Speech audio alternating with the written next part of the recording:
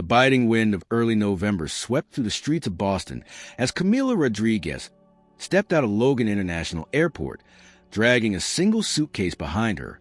The city was everything she had imagined, fast-paced, towering, and indifferent. Cars rushed by without pause.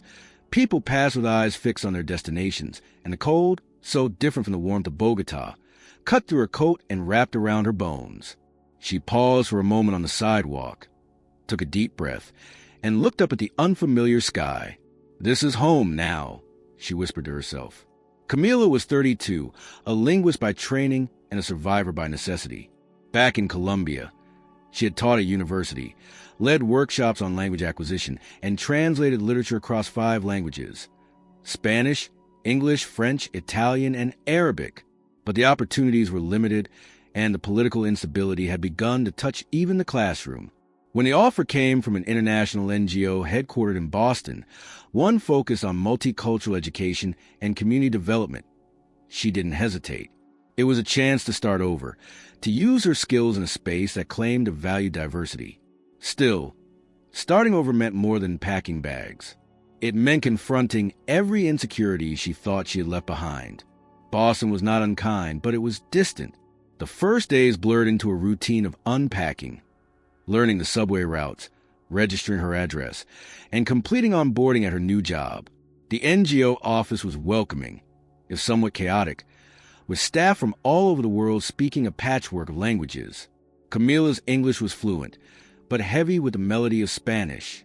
She found herself carefully pronouncing words, overthinking each sentence, and worrying if her tone came across as professional or merely foreign. Her first paycheck was scheduled to arrive within the week, and her supervisor gently reminded her to open a local bank account. "You'll need it for direct deposit," he said, handing her a list of nearby banks. On a gray Tuesday morning, Camila bundled herself in her coat and scarf and set off for a branch just 3 blocks from her apartment. The building loomed with polished glass and a revolving door, and Camila hesitated before stepping inside.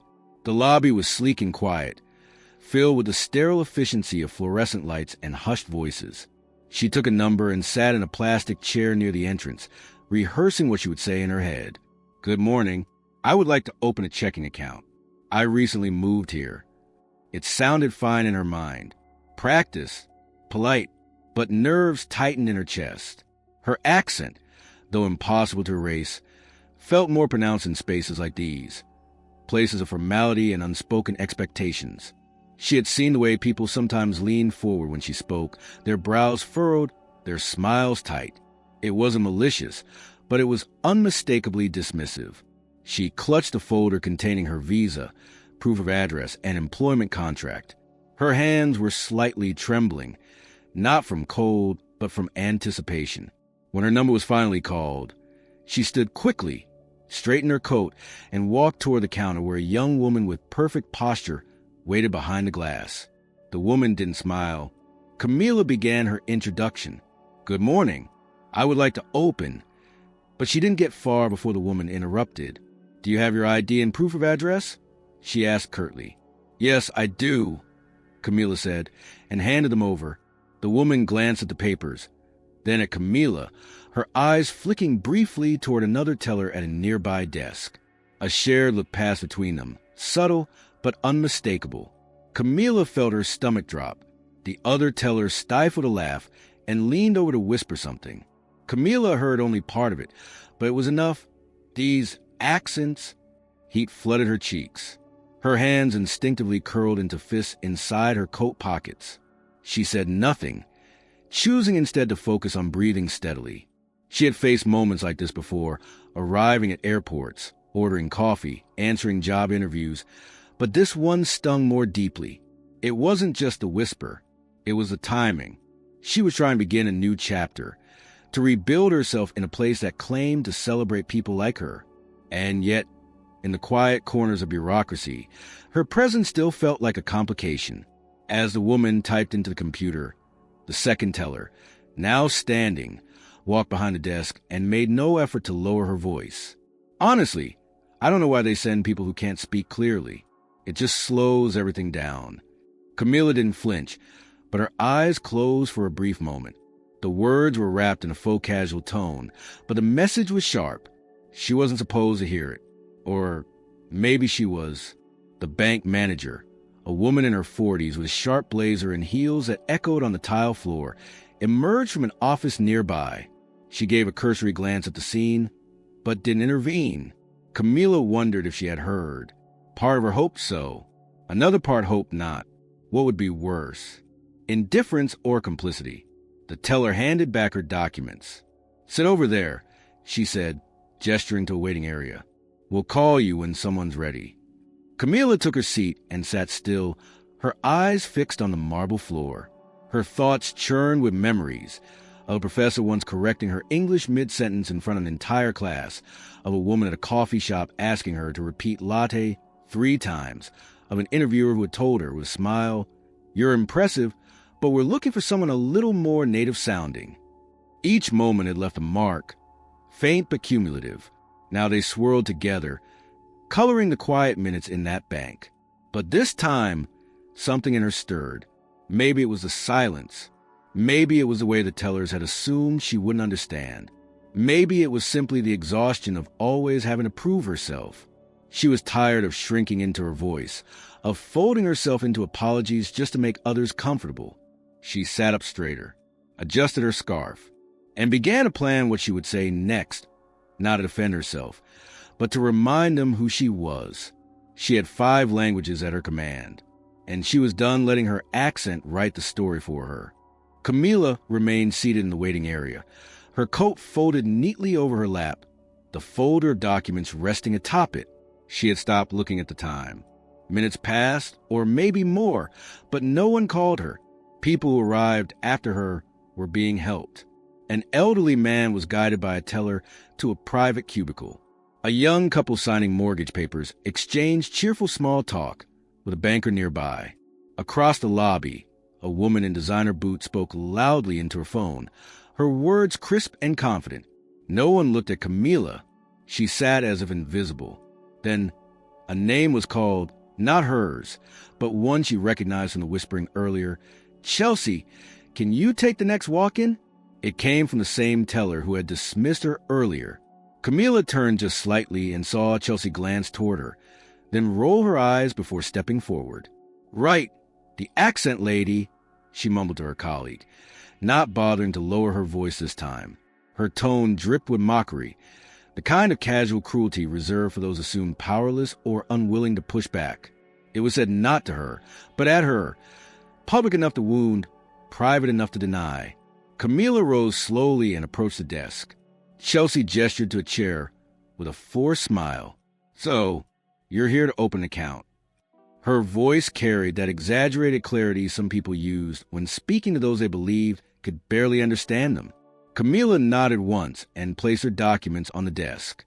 She said nothing else, the weight of restraint pressed against her tongue.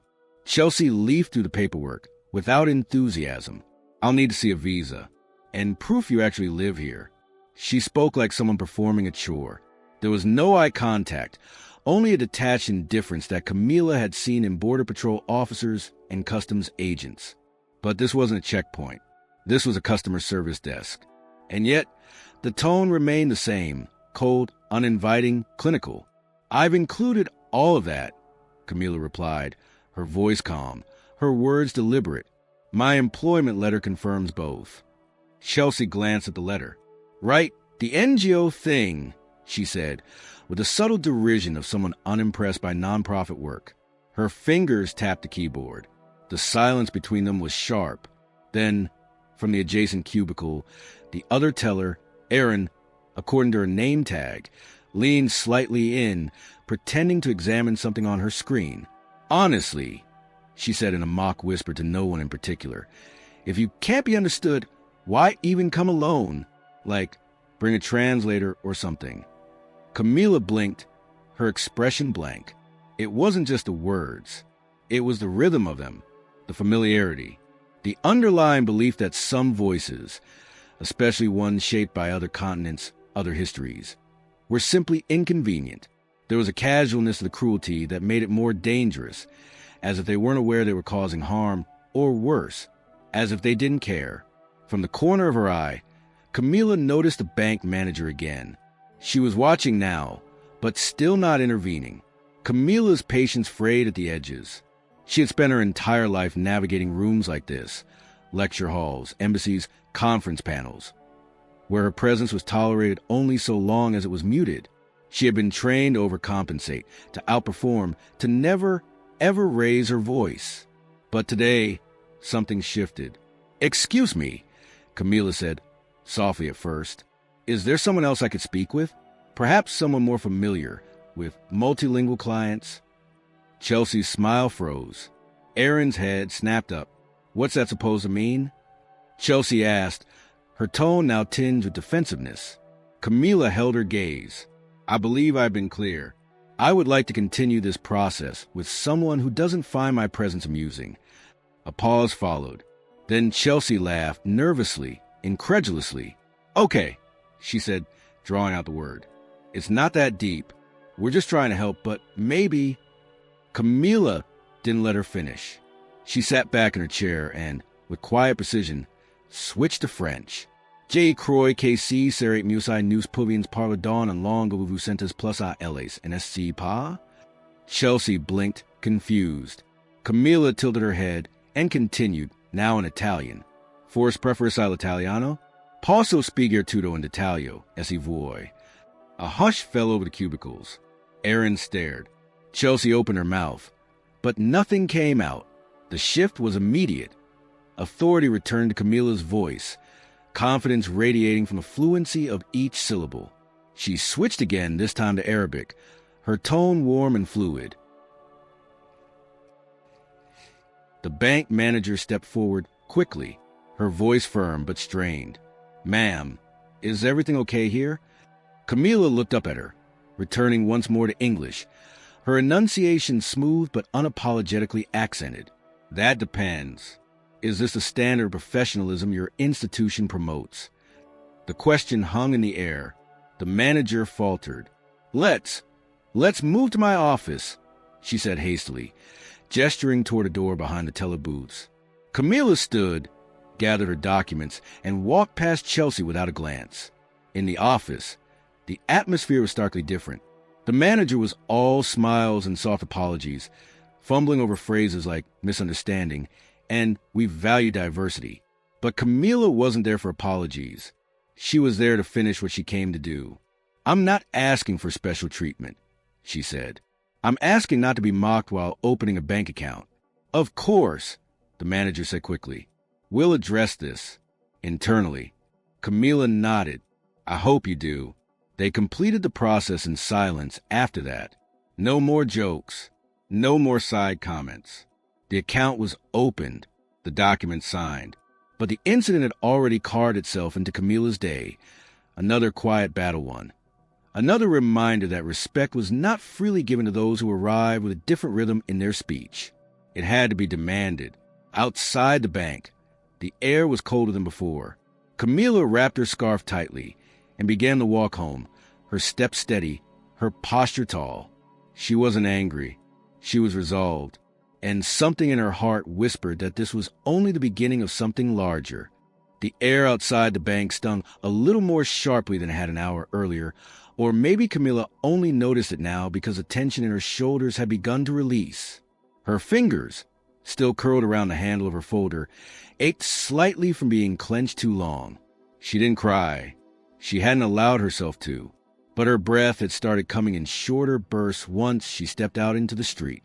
A part of her had hoped that walking into that bank would be uneventful, that she could blend into the routine of ordinary errands like any other Boston resident. Instead, she had been forced to remind the room, again, that she was not invisible nor fragile nor unaware. That night, Camila couldn't sleep. Her small apartment, with its off-white walls and barely furnished corners, seemed to echo with silence. She lay on the futon in the living room, staring at the ceiling, the bank scene looping in her mind. Not because she regretted anything she had said, she didn't, but because she knew exactly what that exchange represented. It wasn't an isolated moment. It was the manifestation of something quieter and more dangerous. The belief that speaking with an accent was a sign of deficiency rather than richness. that someone who spoke differently must know less, deserve less, be less. By 2 o'clock in the morning, the blue light of her laptop illuminated the room as she typed steadily, the words pouring out of her not like rage, but like clarity. She opened her LinkedIn profile, which she had used only sparingly until now, and began drafting a post. She didn't name the bank. She didn't mention the tellers. What she described was broader, a reflection on how accents are not obstacles to communication, but part of the identity of those who speak more than one language. She wrote about what it felt like to be dismissed before even finishing a sentence. She wrote about how hard it is to stay calm when your fluency is questioned, not because you lack vocabulary, but because others lack patience. Her final paragraph read, "To speak a second, third, or fifth language is not a flaw. It is a strength. My accent tells a story where I come from, but never what I know. The next time someone hears it and assumes less of me, I hope they remember this. I learned their language. Could they say the same of mine?" She hesitated before clicking post, not out of fear, but out of awareness. Once the words were out there, they would belong to the world. Still, she clicked. Then she closed the laptop, wrapped herself in a blanket, and finally allowed sleep to take her. By the time she woke up the next morning, the notification light on her phone was blinking furiously. Dozens of likes, then hundreds. By noon, it was in the thousands. Comments flooded in, immigrants sharing their own humiliations, educators thanking her for articulating what they had tried to explain to colleagues, professionals who had once been children translating bills for their parents. A woman from Morocco wrote, "Your words made me cry. I thought it was just me." A linguist from Germany messaged to say, "What you wrote should be required reading in every customer service training." Even people outside immigrant circles were engaging. A regional bank manager from Chicago commented, "We're working on cultural sensitivity training, and your post helped reframe how we talk about accents and clarity. Thank you for this."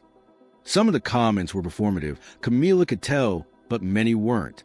There was something raw in the way people responded, as if they had been waiting for someone to say it aloud. The following day, her supervisor at the NGO called her into his office. He had the post open on his computer screen, and a look of amused surprise on his face. "Camila," he said, gesturing for her to sit. "You become a bit of a lightning rod." She raised an eyebrow, unsure if that was good or bad. "In a good way," he clarified quickly. "Your post is resonating. We've gotten emails from other organizations asking if you'd be open to speaking about linguistic diversity. Also, someone from the city's Office of Immigrant Advancement wants to talk to you about leading a workshop." Camila was stunned, not because she doubted the importance of what she had written, but because she hadn't expected people to listen so intently. So, seriously, she had merely put her truth into words. That others saw themselves in it, that institutions were starting to respond. That was something else entirely. The NGO moved fast. Within days, Camila was asked to prepare a proposal for an internal training program on inclusive communication practices. She designed it from scratch, drawing from her academic background and her lived experiences. Her first session was to be with her own team, but word spread. Other departments asked to join. Eventually, the director suggested opening it up to external partners. The title she gave the workshop was simple: Language Without Shame. Meanwhile, media outlets began reaching out. First, it was local blogs, then a national education magazine. A podcast on cross-cultural communication requested an interview. Camila accepted only a few. She wasn't interested in going viral for the sake of it. She wanted the conversations to be useful, honest. She avoided sensationalizing the bank story and instead used it as a gateway to talk about systems, not individuals. It wasn't about Chelsea or Aaron. It was about why so many people like them felt so comfortable mocking what they didn't understand. The impact rippled back to the bank, too. Though she had never contacted them again, a LinkedIn user claiming to be a former employee of that branch commented anonymously, saying they had recognized the situation. "Thank you for handling it with more grace than I could have," the comment read. Another claimed the tellers had been spoken to internally, and that the manager had initiated an internal review of their training protocols. Whether or not anything lasting would come of it, Camila didn't know. But it was something. One afternoon, As she was leaving the NGO's office, her phone buzzed with a message from a former professor back in Bogota. They had seen her post. Someone had translated it and shared it in a Latin American educators group. "You were always meant to be a voice," the message read. Camila stared at the words for a long time. Walking home in the crisp Boston air, she noticed things differently now. Her surroundings hadn't changed, but she had. Her voice was no longer something she concealed or trimmed down to fit into palatable boxes. It was a tool, yes, but also a boundary, a statement, a reminder. And as she passed people on the sidewalk, she wondered how many of them carried unspoken stories in languages they hadn't used in years, or voices they had softened to avoid discomfort. She hoped they would find a way to speak anyway. The invitation came in a modest envelope with the seal of the Massachusetts Department of Education embossed in gold on the corner. Camila found it wedged between a stack of flyers and a water bill on her small kitchen table, barely noticing it until she began clearing clutter later that evening. At first, she assumed it was another formality or bureaucratic notice, something about residency or a tax workshop, but when she opened it, she paused. It was a formal request to speak at a state-level symposium on linguistic equity in education, organized in partnership with several public universities and cultural foundations.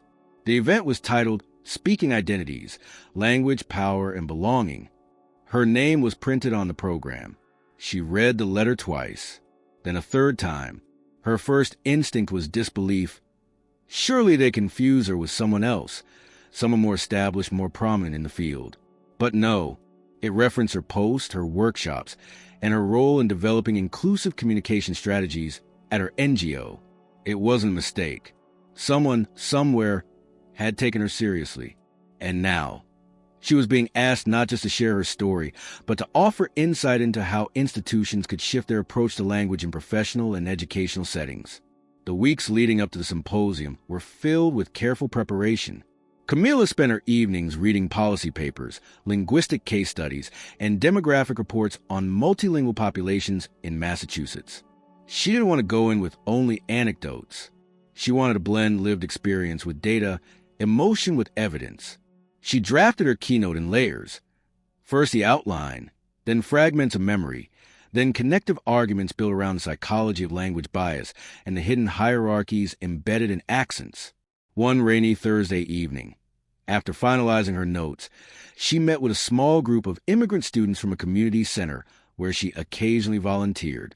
They were mostly teenagers, sharp, observant, and eager to vent their frustrations about school, jobs, and the constant push to erase their linguistic roots. One boy, Mateo, described how his teacher refused to let him use Spanish during breaks, calling it a distraction. Another girl, Layla, said that whenever she spoke Arabic on the phone with her mother, strangers in public would stare, some even moving away from her as if she were dangerous. Camila listened carefully, jotting down phrases they used. "They act like we're breaking rules just by speaking. I pretend to forget my first language, so they stop asking where I'm from. They call it bad English when it's just accented English." She asked them if she could quote them anonymously in her talk, and they all agreed. "Tell them." One said, "We're tired of being quiet." The day of the symposium arrived with a sharp chill in the air. The venue was a large auditorium inside a public university building in downtown Boston. Rows of educators, policymakers, nonprofit leaders, and linguists filled the room. Camila sat backstage, watching the screen that displayed slides from the current speaker, a sociolinguist discussing curriculum adjustments for English learners. Her hands trembled slightly, not from fear, but from the gravity of what she was about to do. This wasn't just a story anymore. It was a platform, a space to open a conversation that had been silenced for far too long. When her name was called, the audience clapped politely. She walked onto the stage with measured steps, notes in hand, but not glued to them. She looked out the crowd, faces of various ages and backgrounds, some attentive, others skeptical. And then she began. Her first sentence was in English, clearly spoken but unaltered, her Colombian cadence unhidden. She made no apology for her accent. In fact, she leaned into it. "You may hear something different in my voice today," she said. "That difference is not a flaw. It is evidence of more than one world living in the same mouth." She spoke of how language shapes access and how accents become silent gatekeepers, unofficial criteria for credibility. She explained that the discomfort many people feel when listening to accented speech isn't about comprehension, but about bias, about an unspoken hierarchy that prizes a single type of voice as neutral and others as deviations. She cited studies showing how job applicants with foreign-sounding names or voices receive fewer callbacks. She presented findings about how students who spoke multiple languages fluently were often still placed in remedial English classes. The numbers were staggering, but Camila did not let them overshadow the stories. She told the audience about Mateo and Layla and countless others who had shared their shame, their silence, their shrinking. She described how even well-meaning teachers and employers contributed to the erasure of identity through subtle corrections, condescending praise, or performative diversity slogans that rang hollow when no structural change followed. And then she shifted. She looked straight into the crowd and said, "Let's be clear, this is not about language. It's about power. Language is just a tool people use to draw the lines between us and them, between acceptable and other. But those lines are artificial, arbitrary. They are upheld not by logic, but by comfort." The room was utterly still. She continued, slowly, deliberately, switching between English and the other four languages she spoke, not for flair, but for emphasis. Each transition was purposeful. She did not translate herself. She let the audience feel the momentary disorientation of not understanding, to demonstrate how quickly exclusion happens when the language isn't theirs. And then she returned to English and said, "Now imagine that feeling being a reality, every day, while still being expected to conform, to impress, to belong." A silence followed her final words, not the awkward kind, the charged kind. And then the clapping began, tentatively at first, then growing louder. Eventually, a standing ovation. Camila stood still for a moment, absorbing it not as praise, but as confirmation. The message had landed. Afterward, people approached her with questions, ideas, proposals for collaboration. A woman from a charter school asked if she would help design a training module for their faculty. A professor offered to co-author an article with her. An editor from a publishing house inquired about a possible book. Camila was gracious, but cautious. She didn't want the message to become a brand. She didn't want her voice packaged and diluted into inspiration without discomfort. The purpose was not to inspire, but to unsettle, just enough to make space for reflection and change. Walking home later that evening, her phone buzzed with messages, some familiar, others unknown. One stood out. It was from an elderly man who had been in the audience. He wrote, "I was one of those people who laugh at accents. You didn't preach. You just made it impossible not to see. Thank you." Camila closed her phone and tucked it into her coat. The streetlights glowed above her as she turned the corner onto her block. She felt tired, but a good kind of tired, the kind that follows movement, not resistance. She had spoken not just for herself, but for countless others who had long been told to wait, to soften, to fade. But not anymore.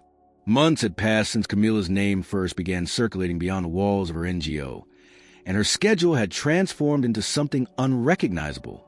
Where once she spent evenings correcting translations or reviewing lesson plans, she now traveled to conferences, led workshops, and sat at round tables with executives, educators, and policymakers who wanted her insights on diversity in communication.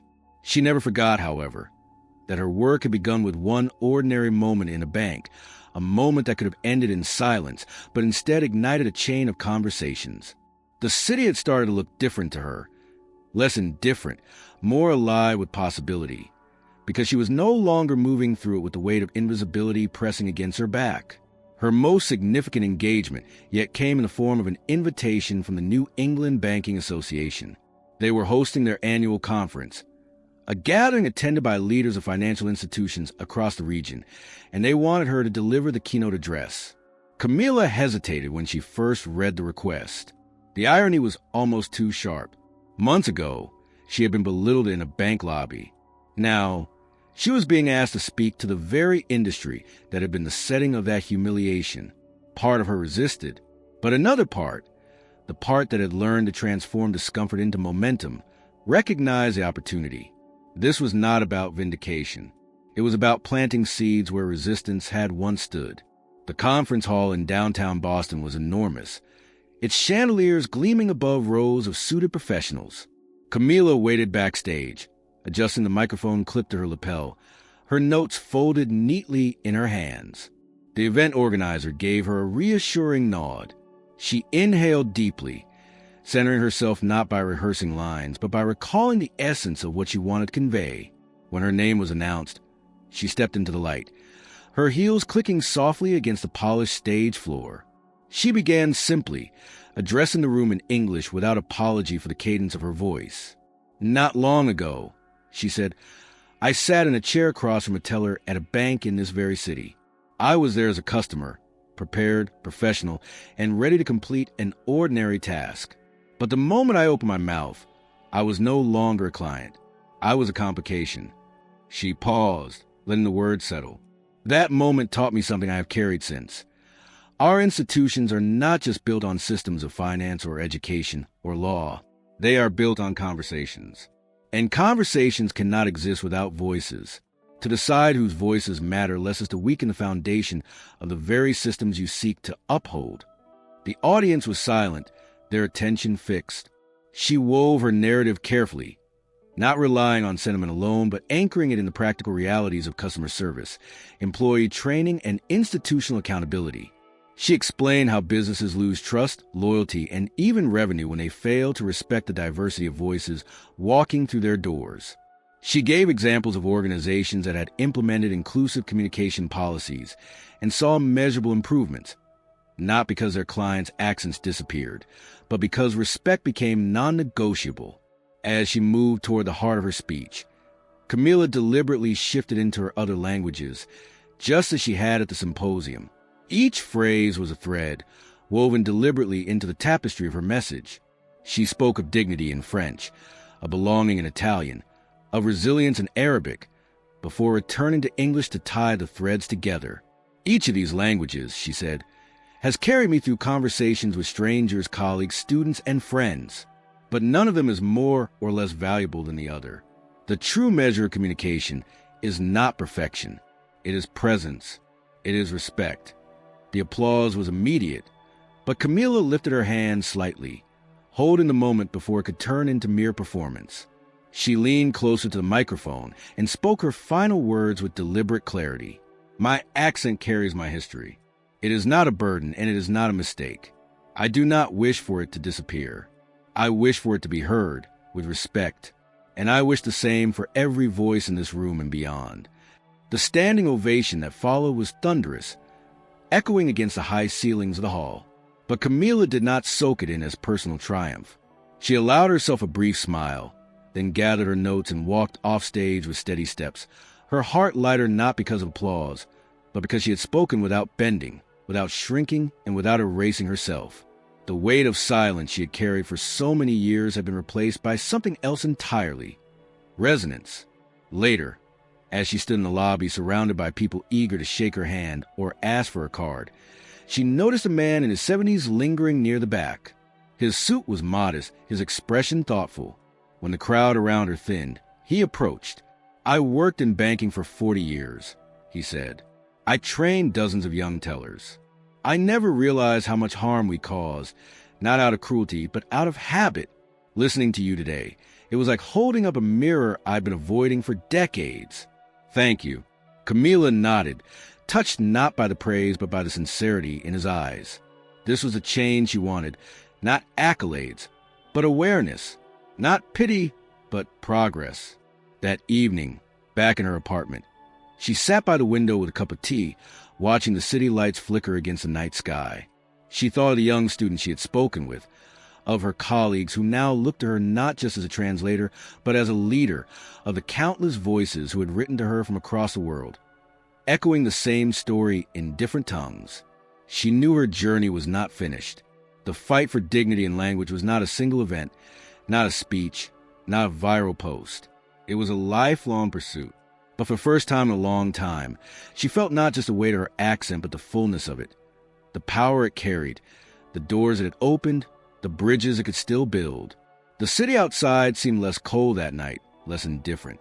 And as she closed her eyes, Camila understood something that had been forming slowly in her heart since the day she walked into that bank. This was never about mastering languages. It was about mastering courage, the courage to speak, to stand, to insist on being heard. And in that courage, respect was no longer a gift to be granted. It was a standard to be demanded.